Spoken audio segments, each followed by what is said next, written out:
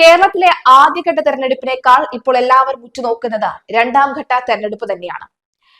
ഇനി നടക്കാമുള്ള 7 ജില്ലകളിൽ തെരഞ്ഞെടുപ്പ് ആരംഭിച്ചു കഴിഞ്ഞു. അതിരാവിലെ തന്നെ BJP നേതാക്കൾ, ഒപ്പം അതുപോലെ തന്നെ KPCC പ്രസിഡന്റ് തുടങ്ങിയവരൊക്കെ തന്നെ വോട്ട് ചെയ്യാനായി എത്തിക്കഴിഞ്ഞു. അവർ വോട്ട് ചെയ്യുകയാണ്. എന്തായാലും ഇത് കൂടുതൽ നിർണായകവും ജനശ്രദ്ധയും കിട്ടാനുള്ള കാരണം എന്ന് പറയുന്നത് രാഹുൽ മാങ്കൂട്ടത്തിന്റെ റീ എൻട്രി തന്നെയാണ്. കുന്നത്തൂർ മേട്ടിലേക്കാണ് രാഹുൽ മാങ്കൂട്ടത്തിൽ എത്താൻ പോകുന്നത്.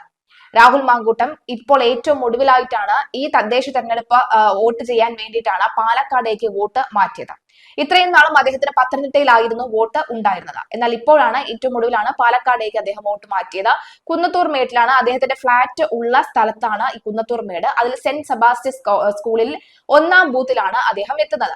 അദ്ദേഹം എത്തുമോ ഇല്ലയോ എന്നറിയില്ല. എത്തും എന്ന് തന്നെയാണ് പറയുന്നത്. കാരണം ഇവിടെ നിൽക്കുന്ന സ്ഥാനാർത്ഥി എന്ന് പറയുന്നത് കോൺഗ്രസിന് ഏറ്റവും വേണ്ടപ്പെട്ടതും അതിനേക്കാൾ ഉപരി രാഹുൽ മാങ്കൂട്ടത്തിന് ഏറ്റവും അടുത്ത സുഹൃത്തു കൂടിയാണ് ഇവിടെ നിൽക്കുന്നത്. അതുകൊണ്ട് തന്നെ അദ്ദേഹം എന്തായാലും വോട്ട് ചെയ്യാനായി എത്തുമെന്നാണ്.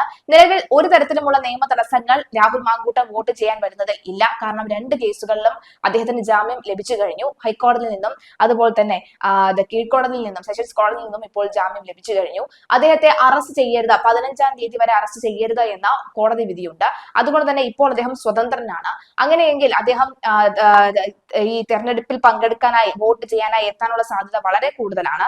അങ്ങനെ വോട്ട് ചെയ്യാനായി വന്നു കഴിയുമ്പോൾ, വോട്ട് ചെയ്യാൻ വരുമ്പോൾ ഉണ്ടാകില്ല, അതിനുശേഷം വോട്ട് ചെയ്ത് ഇറങ്ങിയതിനു ശേഷം രൂക്ഷമായ ഒരു പ്രതികരണം ഉണ്ടാകാനുള്ള സാധ്യതയുണ്ട്, പ്രതിഷേധം ഉണ്ടാകാനുള്ള സാധ്യതയുണ്ട്. കാരണം പാലക്കാട്ടെ ജനങ്ങളോടുമായി ബന്ധപ്പെട്ട് സംസാരിച്ചപ്പോൾ അവർ പറയുന്നത് ഈ MLA ഞങ്ങൾക്ക് വേണ്ട എന്ന് ആദ്യഘട്ടത്തിൽ പറഞ്ഞെങ്കിലും പിന്നീട് MLA എല്ലാവരും കൂടി ചേർന്ന് ക്രൂശിക്കുന്നത് നമുക്ക് മനസ്സിലാകുന്നുണ്ട് എന്ന് പറയുന്നു. കോൺഗ്രസ് അതിന് കൃത്യമായ ഒരു മറുപടി തരണം. കാരണം കോൺഗ്രസ് ആണ് ഞങ്ങൾക്ക് രാഹുൽ മാങ്കൂട്ടത്തിനെ പരിചയപ്പെടുത്തുന്നത്. അതുകൊണ്ട് തന്നെ കോൺഗ്രസ് കൃത്യമായ ഒരു മറുപടി ഞങ്ങൾക്ക് പറഞ്ഞു തരണം എന്നാണ് ഇപ്പോൾ പാലക്കാട്ടെ ജനങ്ങൾ പറയുന്നത്. LDF-ഉം BJP-ക്കും കോൺഗ്രസിനും ഒക്കെ തന്നെ കൃത്യമായ ഭൂരിപക്ഷമുള്ള, കൃത്യമായ ഇഞ്ചോടിഞ്ച് പോരാട്ടം നടക്കുന്ന, BJP-ക്ക് വളരെ പ്രാധാന്യമുള്ള ഒരു ജില്ല തന്നെയാണ് പാലക്കാട് എന്ന് പറയുന്നത്. കാരണം ഹാട്രിക് ഉറപ്പിക്കാൻ വേണ്ടിയിട്ടാണ് ഇപ്പോൾ BJP ഇറങ്ങുന്നത്. MLA സ്ഥാനത്ത് കോൺഗ്രസ് ആണെങ്കിൽ അല്ലാതെ ഈ നഗരസഭ ഭരിക്കുന്നത് BJP ആണ്. മാത്രമല്ല, എന്നാൽ ജില്ലാ പഞ്ചായത്തുകൾ ഇവിടെയെല്ലാം തന്നെ ത്രിതല പഞ്ചായത്ത് ഭരണങ്ങളൊക്കെ തന്നെ ഈ LDF-ന്റെ കീഴിലുമൊക്കെയാണ് നടക്കുന്നത്. അതുകൊണ്ട് തന്നെ 3 മുന്നണികൾക്കും വലിയ ആവേശവും ആത്മവിശ്വാസവും ഉള്ളതാണ്. രാഹുൽ മാങ്കൂട്ട വിഷയം ഉള്ളതിനാൽ തന്നെ ഒരു തരത്തിലും കോൺഗ്രസ് ജയിക്കാൻ പോകുന്നില്ല എന്ന് ആണി അടിച്ച് പറഞ്ഞവരും അവിടെ ഉണ്ട്. എന്തായാലും വലിയ ബെറ്റൊക്കെ തന്നെ നടന്നിട്ടുമുണ്ട് ഇവിടെ.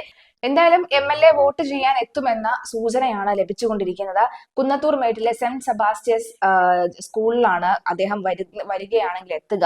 എന്തായാലും ഇപ്പോൾ തിരുവനന്തപുരത്തും കൊല്ലത്തും ഒക്കെ കണ്ടതിനേക്കാൾ കൂടുതൽ ഒരു പോളിംഗ് ഉണ്ടാകാനുള്ള സാധ്യത വളരെ കൂടുതലാണ്. കാരണം രാവിലെ തന്നെ ഇവിടേക്ക് എത്തുന്ന വോട്ടർമാരുടെ എണ്ണം വളരെ കൂടുതലാണ് എന്ന് വ്യക്തമാവുകയാണ്.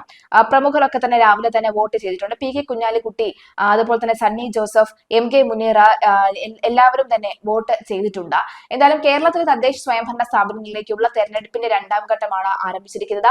വടക്കൻ കേരളത്തിലെ തൃശൂർ, പാലക്കാട്, മലപ്പുറം, കോഴിക്കോട്, വയനാട്, കണ്ണൂർ, കാസർഗോഡ് എന്നീ 7 ജില്ലയിലാണ് ഇന്ന് പോളിംഗ് ബൂത്തിലേക്ക് നീങ്ങുന്നത്. രാവിലെ 7 മണി മുതൽ തന്നെ വോട്ട് എടുക്കൽ ആരംഭിച്ചു കഴിഞ്ഞു.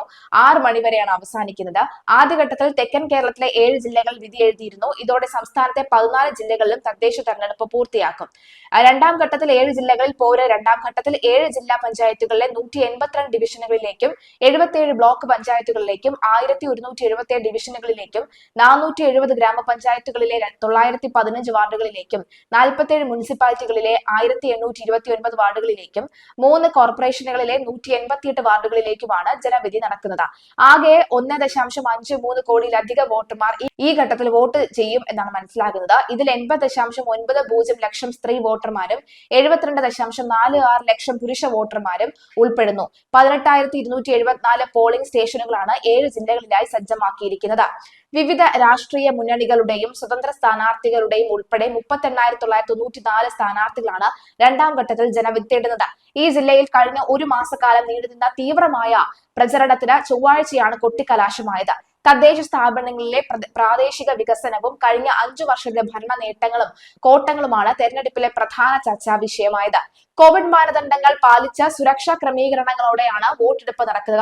ഡിസംബർ 13-നാണ് ഇരുഘട്ടങ്ങളിലെയും വോട്ടെണ്ണൽ നടക്കുന്നത്. അവധി തദ്ദേശ തെരഞ്ഞെടുപ്പുമായി ബന്ധപ്പെട്ട അവധിയും പ്രഖ്യാപിച്ചിട്ടുണ്ട്. നിലവിൽ വോട്ടെടുപ്പ് നടക്കുന്നുണ്ട്.